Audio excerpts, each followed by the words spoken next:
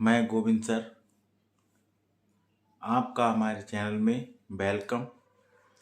जैसा कि पिछले दिनों हमने लाइट के बारे में पढ़ा, उसके बाद हमने आपको इसमें प्रकाश का परावर्तन बताया कि प्रकाश का परावर्तन किस प्रकार होता है। आज हम बात करेंगे प्रतिबिंब के बारे में। हमने बताया प्रतिबिंब किसे कहते हैं।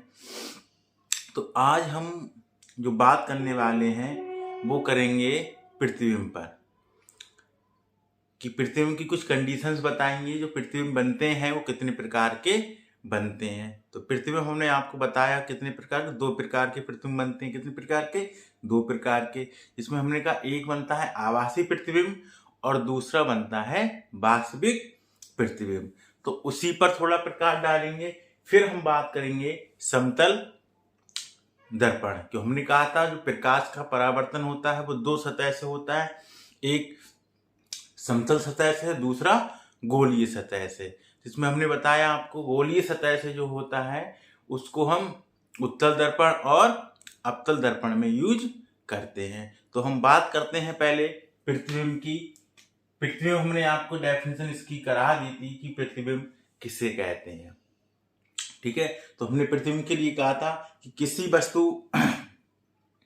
किसी बिंदु वस्तु से चलने वाली प्रकाश की किरणें दर्पण से परावर्तन के बाद जिस बिंदु पर मिलती है या मिलती हुई प्रतीत होती हैं उस बिंदु को हम प्रतिबिंब कहते हैं। प्रतिबिंब की कंडीशंस हमने आपको बताई थी। जो प्रतिबिंब होता है ये 2 टाइप होता है, यानी 2 प्रकार से। एक इसमें हमने आपको बताया था होता है वास्तविक प्रतिबिंब।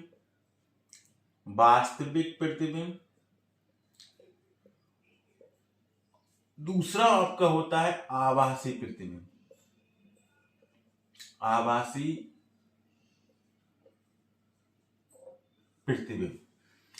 वास्तविक प्रतिबिंब की कुछ कंडीशंस हैं। वास्तविक प्रतिबिंब बहुत ही आसान है। एक तो यह है कि वास्तविक प्रतिबिंब ऑलवेज यानी हमेशा उल्टा बनता है। कैसा बनता है? उल्टा बनता है, यानी हमेशा उल्टा होगा। और जो आभासी प्रतिबिंब है ये ऑलवेज यानी हमेशा सीधा बनता है। क्या बनता है? सीधा बनता है। दूसरी कंडीशन है इसकी पहली कंडीशन है। दूसरी कंडीशन ये है कि वास्तविक प्रतिबिंब को पर्दे पर प्राप्त किया जा सकता है। पर्दे पर प्राप्त किया जा सकता है, किया जा सकता है। लेकिन आभासी प्रतिबिंब को पर्दे पर प्राप्त नहीं किया जा सकता है। पर्दे पर प्राप्त नहीं किया जा सकता है, नहीं किया जा सकता है। 2 कंडीशन हो गई। तीसरी कंडीशन ये है कि जो वास्तविक प्रतिबिंब है इसके जो आने वाली प्रकाश की किरणें वो वास्तव में मिलती हैं। यानी क्या होती है? वास्तव में किरणें जो होती हैं वास्तव में क्या होती हैं? मिलती हैं। यानी जो आने वाली प्रकाश की किरणें हैं, ठीक है, परावर्तन के बाद वो वास्तव में क्या होंगी? मिलती हैं। लेकिन इसमें मिलती हुई प्रतीत होती है। इसमें क्या होती है? मिलती हुई प्रतीत होती है। यानी मिलती नहीं है लेकिन मिलती हुई क्या होती है? प्रतीत होती है। ये है हमारे इमेज कैसे बनती हैं और किस प्रकार से बनती हैं। यदि हमको कोई भी प्रतिबिंब उल्टा दिखाई दे रहा है, पर्दे पर प्राप्त किया जा सकता है या वास्तव में प्रकाश किरणें मिल रही हैं, ठीक है, उनको हम कहेंगे वास्तविक प्रतिबिंब। जिसमें प्रतिबिंब आपको सीधा दिखाई दे, पर्दे पर प्राप्त नहीं किया जा सकता, पर्दे पर उसकी इमेज नहीं बनती है और मिलती हुई प्रतीत, यानी इस तरह का आभास होता हो कि मिल रही हैं किरणें लेकिन वास्तव में ना मिलती हो, उसे हम कहते हैं आभासी प्रतिबिंब। क्लियर? अब हम बात करेंगे यहाँ पर समतल दर्पण के द्वारा प्रतिबिंब कैसे बनता है।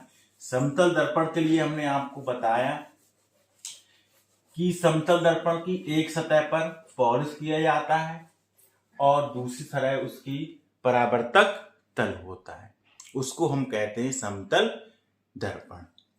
जिसके बारे में हमने आपको बताया था कि जिस दर्पण के एक सतह पर पॉलिश किया जाए और दूसरी सतह परावर्तक तल हो, यानी जिससे प्रकाश का परावर्तन हो सकता है।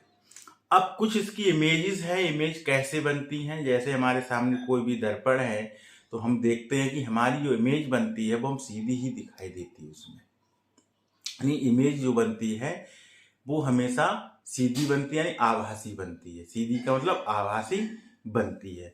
तो मान लीजिए जैसे ये कोई भी दर्पण है, मानिए हम दर्पण के सामने ही खड़े हुए हैं सपोज करो, और ये आपके कोई भी एक तरह से पॉलिश कर दी, आपका समतल दर्पण बन जाएगा। मान लिया ये इसकी मुख्य अक्ष होगी, ये तो हम जानते हैं ये इसकी क्या हो जाएगी, मुख्य अक्ष, यानी ये तो इसकी मुख्य अक्ष होगी किसकी, दर्पण की।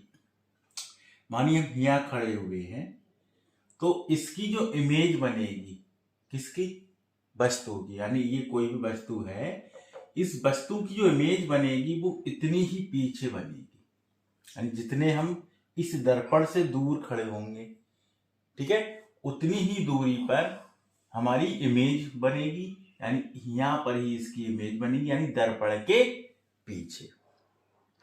यानी आभासी प्रतिबिंब में हमेशा जो भी इमेज बनेगी वो दर्पण की कैसे बनेगी, पीछे बनेगी।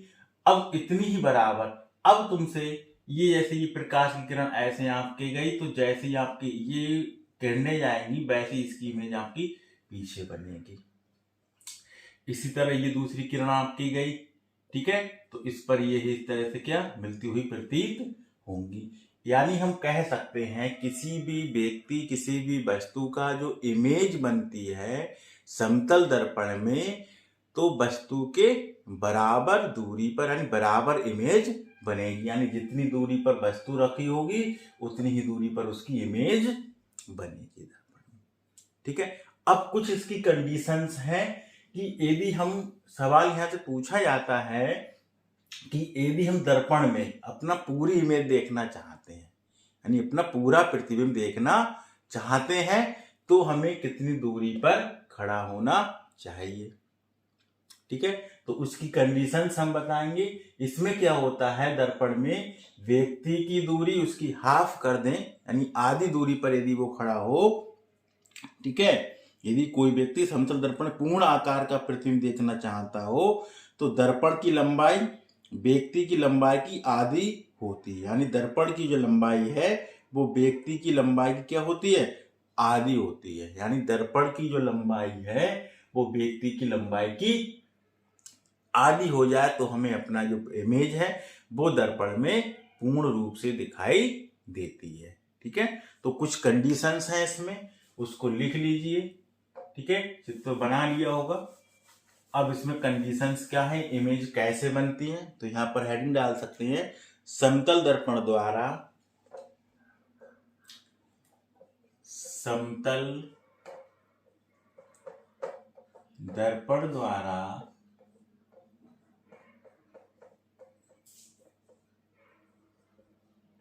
प्रतिबिंब, समतल दर्पण द्वारा प्रतिबिंब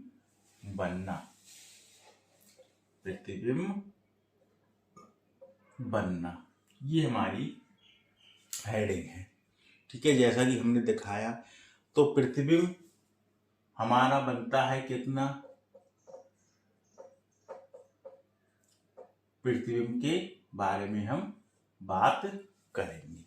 पहली कंडीशन हमने आपसे कही थी, प्रतिबिंब हमेशा कैसा होगा, सीधा होगा, कैसा होगा, सीधा और आभासी होगा। ये पॉइंटों में हमने आपको नोट करा रहे हैं। दूसरा पॉइंट, पहला तुम्हारी इमेज कैसी बनेगी, सीधी बनेगी। आपसे पूछे जाए समतल दर्पण में इमेज कैसी बनती है, तो ऑलवेज सीधी बनती है और आभासी बनती है। दूसरा, दर्पण के पीछे बनता है। कहां बनता है, दर्पण के पीछे बनता है, जैसा कि अभी हमने आपको कंडीशंस यानी चित्र को बना के दिखाया था। यानी कहां बनता है, दर्पण के पीछे बनता है। ठीक है, यानी परावर्तक तल के पीछे। दूसरा, वस्तु की लंबाई और प्रतिबिंब की लंबाई आपस में क्या होती हैं, बराबर होती हैं। यही हमने आपको दिखाया चित्र में, यानी वस्तु की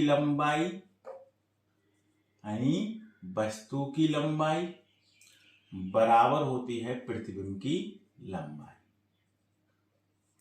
वस्तु की लंबाई बराबर किसको होगी, प्रतिबिंब की लंबाई। जितना लंबा आपका वस्तु होगी उतनी लंबा आपको क्या देगा, प्रतिबिंब बनेगा। ठीक है, चाहे हम पूरा यहाँ लिख दे रहे हैं प्रतिबिंब की लंबाई। अब नेक्स्ट कंडीशंस क्या है, इसमें 3 कंडीशन समझ में आ गई। पहला सीधा होगा, आभासी होगा, दर्पण के पीछे बनता है, वस्तु की लंबाई प्रतिबिंब की लंबाई बराबर होती है, और समतल दर्पण की वक्रता त्रिज्या अनंत होती है। ये यहाँ से इंपोर्टेंट पॉइंट है, ये पूछा जाता है पेपरों में। तो हम कह सकते हैं समतल दर्पण की वक्रता त्रिज्या यानी रेडियस, ठीक है, वक्रता त्रिज्या अनंत होती है। क्या होती है, अनंत होती है, यानी समतल दर्पण की वक्रता त्रिज्या क्या होती है, अनंत होती है। अच्छा, समतल दर्पण की जब वक्रता त्रिज्या अनंत है तो इसकी फोकस दूरी भी क्या होगी, अनंत होगी। तो 5 कंडीशन हम लिख सकते हैं, ये भी इंपोर्टेंट है कि समतल दर्पण की फोकस दूरी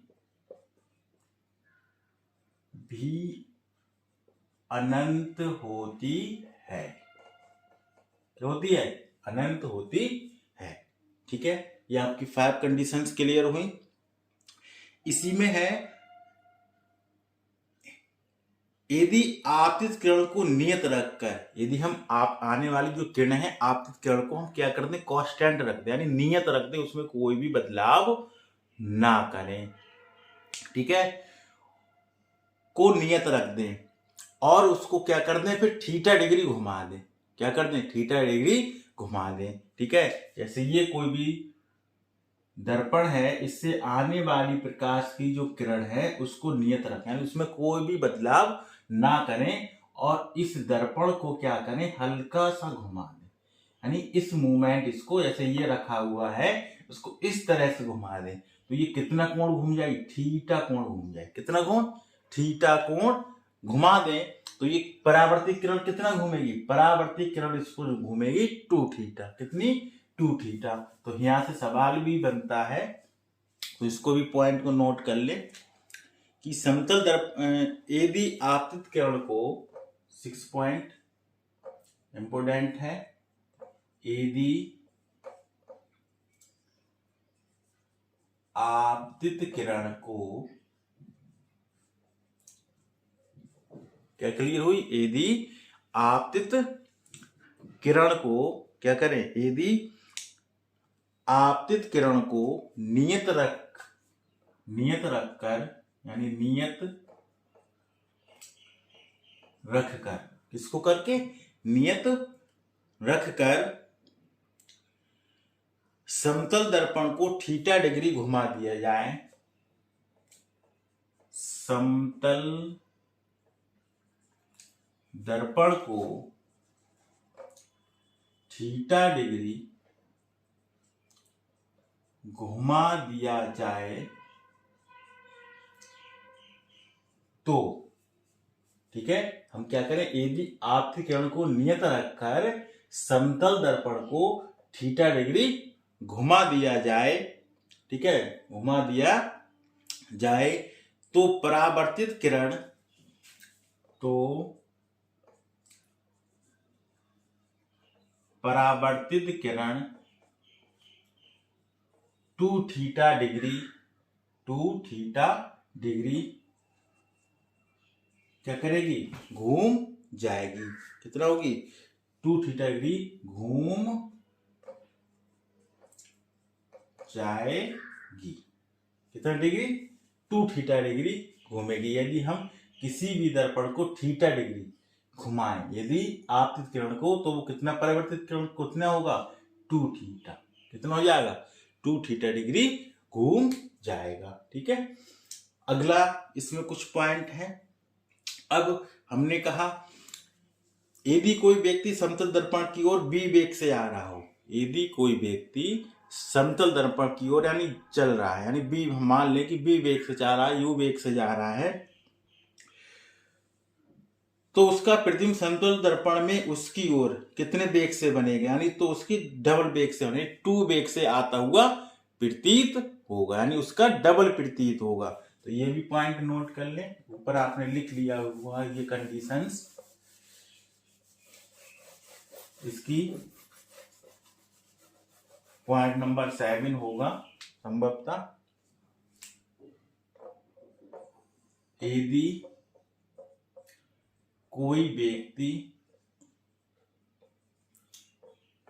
क्या लिखेंगे, यदि कोई व्यक्ति समतल दर्पण की ओर,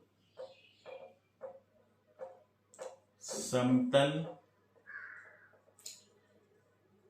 दर्पण की ओर बी वेग से, ठीक है, बी वेग यू वेग कुछ भी लिख सकते हो, बी वेग से आ रहा है,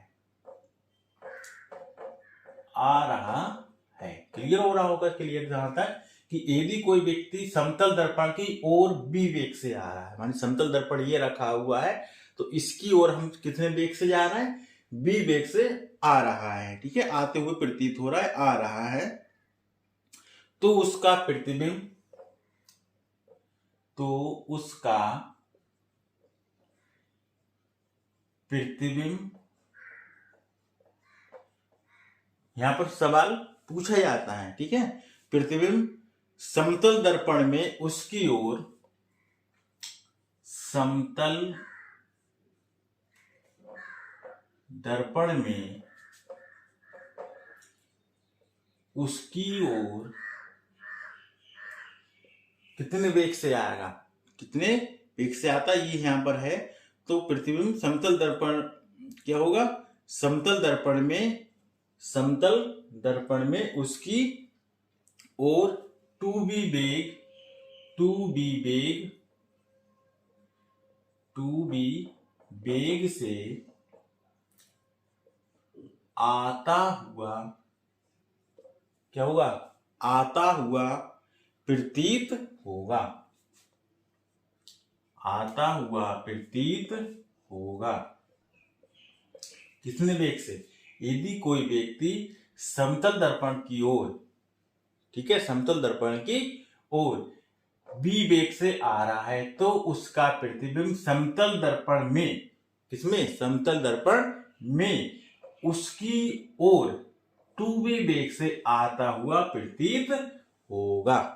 ठीक है, इंपोर्टेंट पॉइंट है ये भी, यहां से एक क्वेश्चन पूछा जाता है। अगला पॉइंट इसी का है आपका पॉइंट नंबर 8। यहां से ये सवाल जरूर आता है पेपर में, इसको ध्यान से सुने।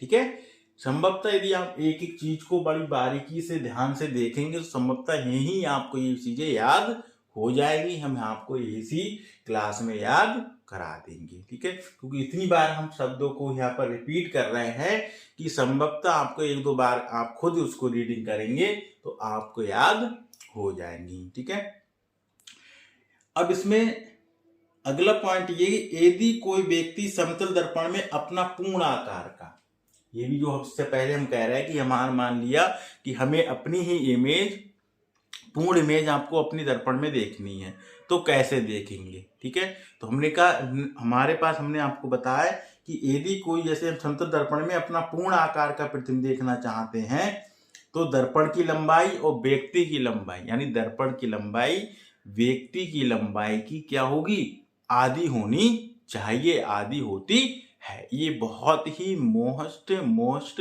इंपोर्टेंट है पॉइंट। ठीक है, इसको ध्यान से देखें और नोट करें। यदि कोई व्यक्ति, यहां पर नोट कर लें, यदि कोई व्यक्ति,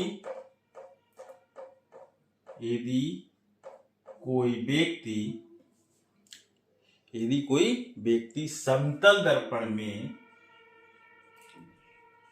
समतल दर्पण में हमने क्या कहा, यदि कोई व्यक्ति समतल दर्पण में अपना पूर्ण आकार का अपने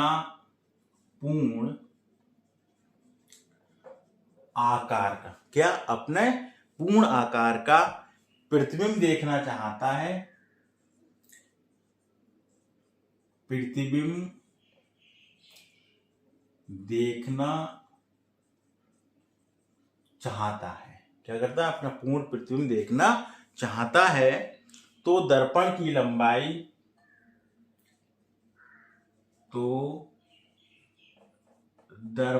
लंबाई, किसकी लंबाई, दर्पण की लंबाई व्यक्ति की लंबाई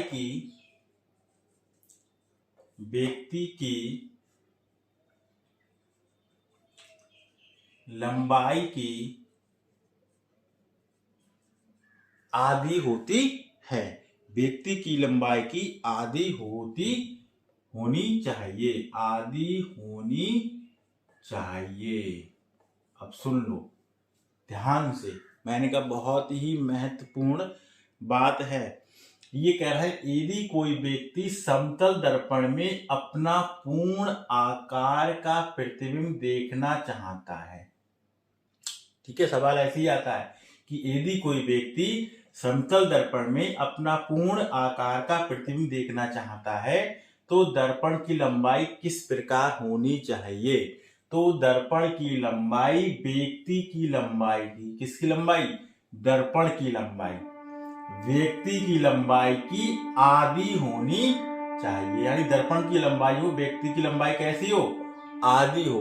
व्यक्ति की लंबाई कितनी होनी चाहिए, आधी, यानी इसका फार्मूला हम बनाएंगे h/2, किसकी, दर्पण की लंबाई हम मान लें कितनी, दर्पण की लंबाई व्यक्ति की लंबाई की आधी, यानी हम मान लीजिए दर्पण की लंबाई है और ये क्या है, व्यक्ति की लंबाई आधी होनी, यानी दर्पण की लंबाई व्यक्ति की लंबाई की कितनी हो, आधी हो, तो मान लीजिए दर्पण की लंबाई कितनी है, h है, कैपिटल H, और व्यक्ति की लंबाई कितनी है, स्मॉल h है, तो ये किसकी हो जाएगी, आधी हो जाएगी।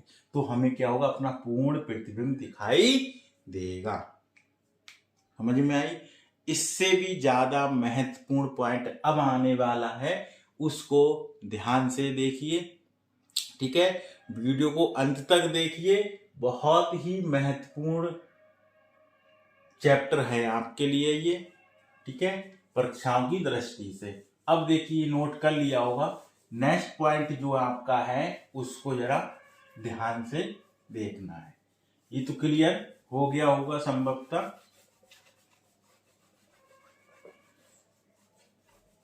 अब अगला पॉइंट क्या है, जहां से सवाल 100% 1% आता है कि यदि दो समतल एक दूसरे से थीटा कोण पर झुके हों, क्या हो, जैसे ये कोई दर्पण है एक और दूसरा दर्पण इधर रख दे, और दोनों एक दूसरे से कितने कोण पर झुका दिए जाए, थीटा कोण पर झुका दिए जाए, यानी एक दर्पण आपका ये है और दूसरा दर्पण ये है, और कितने कोण पर झुका दे, थीटा डिग्री झुका दिया जाए, ठीक है, तो उनके सामने रखी वस्तुओं के प्रतिबिंबों की संख्या कितनी होगी।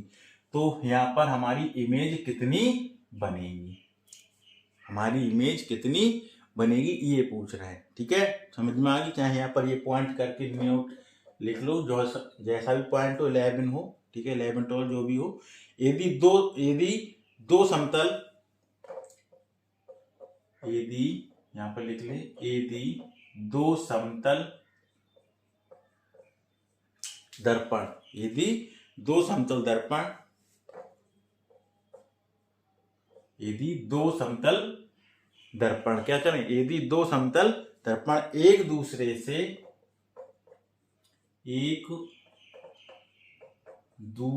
से थीटा डिग्री, कितना डिग्री, थीटा डिग्री कोण पर झुके हों, थीटा डिग्री कोण पर झुके हों, कितने लोग कोण पर झुके हों, थीटा डिग्री कोण पर झुके हों, तो उसके सामने रखी, तो उसके सामने रखी, सामने रखी वस्तु क्या है, उसके, ठीक है, उसके सामने, तो हमने गलत लिख दिया है, सामने रखी वस्तु के प्रतिबिंबों की संख्या, किसकी, प्रतिबिंबों की संख्या, प्रतिबिंबों की संख्या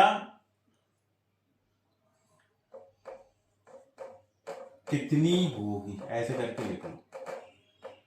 तो इसका फार्मूला होता है प्रतिबिंब की संख्या, हम मान लें कितना है n, तो n बराबर होगा 360 बटे थीटा और -1, कितना, -1। ये कब होगा, जब हमारे पास सम नंबर आ जाए, क्या आ जाए, सम संख्या के लिए, यानी सम संख्या यदि हमारे पास आए, किससे, अभी यहां पर ऐसे करके नोट कर लो, n बराबर क्या हो जाएगा 360 बटे थीटा, यानी जब विषम मान आए, किस संख्या आए, विषम संख्या हो यहां पर, यानी विषम मान आए, क्या हो, विषम संख्या के लिए क्या लगाएंगे, n बराबर 360 बटे थीटा।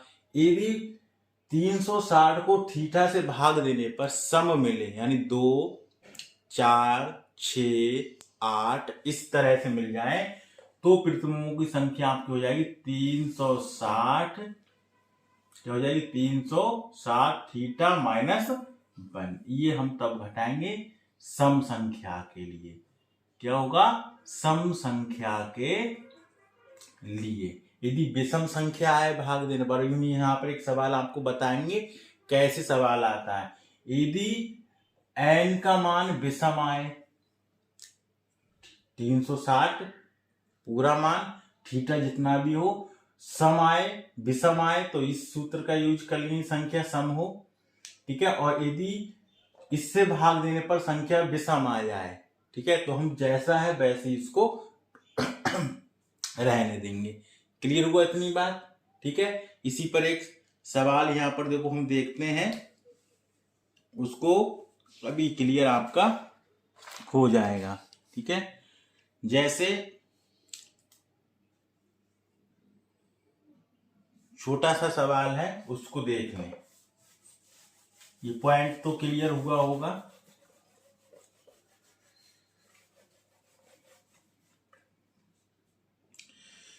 लिख लीजिए, यदि दो समतल दर्पण एक दूसरे से, यदि दो समतल दर्पण एक दूसरे से, किससे, एक दूसरे से 120 डिग्री कोण पर, 120 डिग्री कोण पर झुके हैं, क्या होते हैं, पर झुके हैं, झुके हैं, कितने कोण पर, 120 डिग्री, तो उसके सामने रखे, तो उसके सामने रखे, तो उसके सामने रखे, या उसके सामने रखी, उसके सामने रखी करके लिख लो, उसके सामने रखी वस्तु, उसके सामने रखी वस्तु के प्रतिबिंब की संख्या, के प्रतिबिंब की संख्या, किसकी, प्रतिबिंब की संख्या क्या होगी, संख्या क्या होगी। देखो अभी जो हमने फार्मूला बताया, हमने दो फार्मूले यहां पर यूज करे, हमने कहा n बराबर 360 बटे थीटा, तो यहाँ पर थीटा आपको कितना दिया है 120 डिग्री, यानी कितने कोण पर झुके हुए हैं 120। तो इसको भाग करें तो n बराबर 360 बटे कितना 120।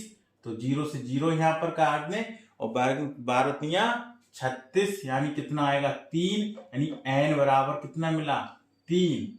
और 3 सम है या विषम, यानी विषम, तो 3 संख्या विषम है। यहाँ पर 3 क्या है विषम है, तो प्रतिबिंबों की संख्या कितनी हो जाएगी 3, यानी प्रतिबिंबों की संख्या हमें कितनी मिलेगी 3।